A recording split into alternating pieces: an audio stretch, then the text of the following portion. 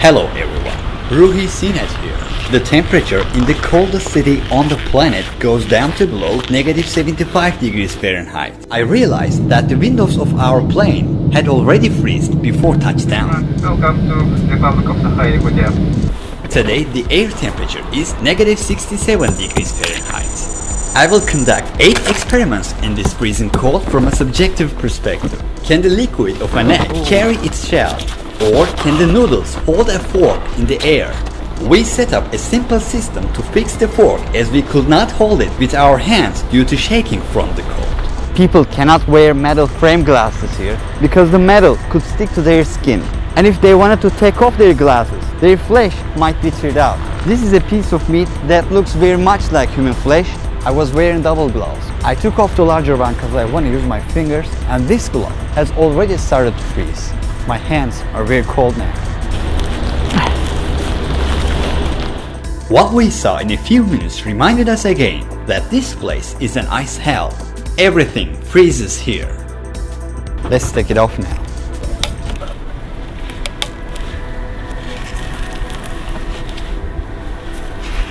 You see it, guys? Frozen solid noodles can hold the fork in the air. See that?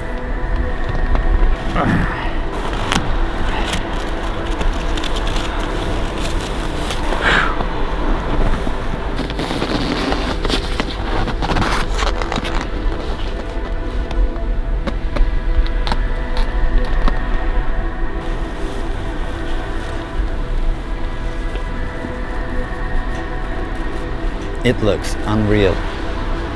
Just imagine you're taking off your glasses after a routine day, and the metal frame of your glasses kills your skin from a very vital point where there are plenty of veins.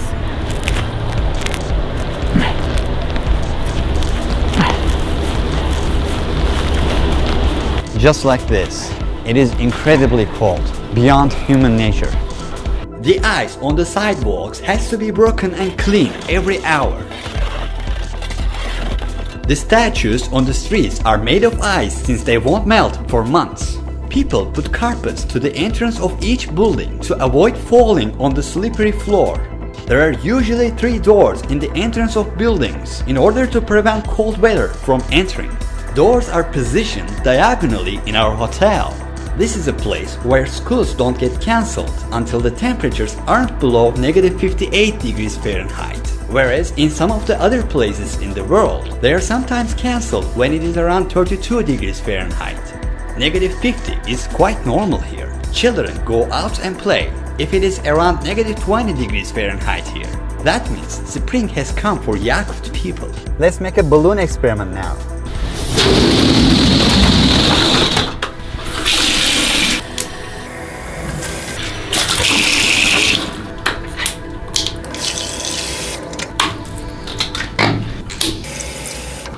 How about freezing them and play bowling with them later on?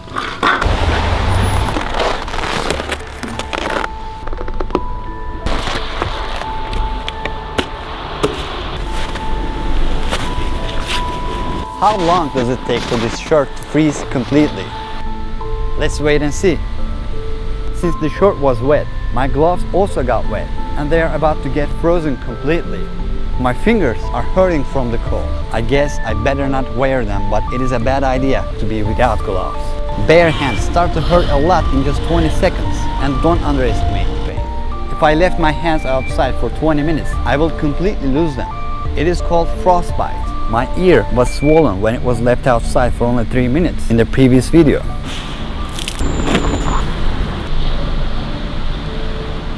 My eyelashes are already frozen. Air temperature is around -67 degrees Fahrenheit.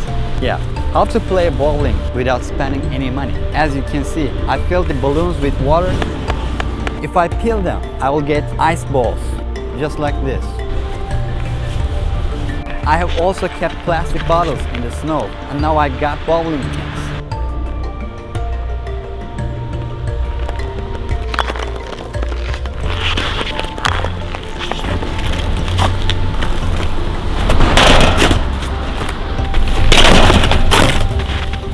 See it, guys?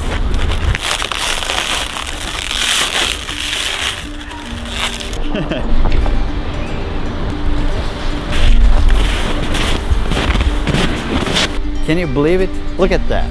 Is this real?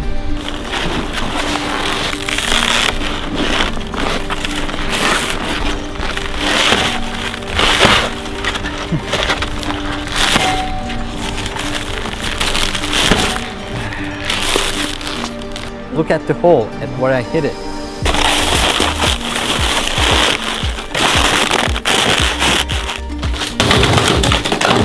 Yeah, this is the situation which my gloves are in after the frozen t-shirt experiment.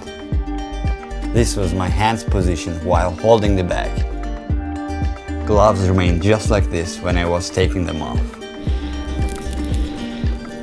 My fingers were in these gloves. It doesn't bend at all.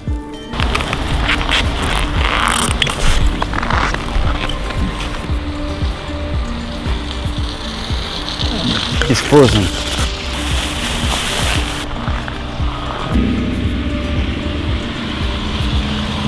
Yeah, it holds itself.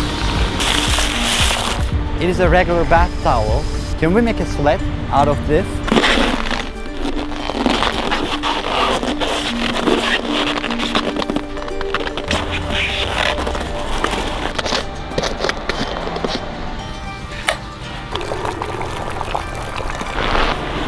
You see, it is boiling water.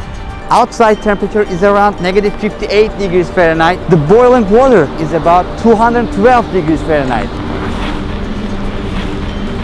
As you see, it instantly turns into ice crystals.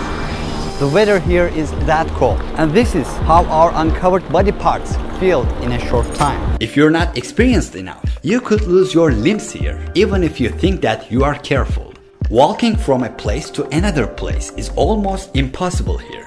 If you are 20-minute walking distance away to your destination, it will take almost 1 hour for you to reach there, as you would have to warm yourself approximately every 5 minutes. People here usually get into banks or supermarkets while on a walk, rest and then continue.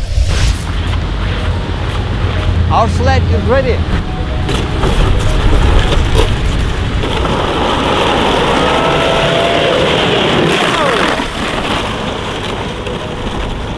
Awesome.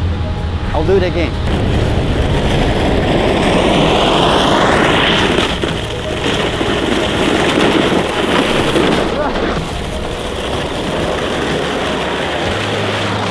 I left the banana out for a while. I think it got hardened like a hammer.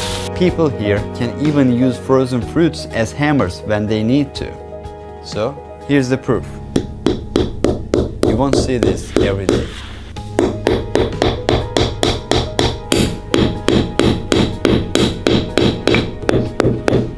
Speaking of frozen fruits and meats, some Yakut people keep one room in their house empty and don't heat it.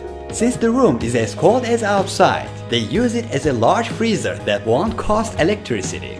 As you see, the first room of this house is the freezer room in the entrance. 1, 2, 3.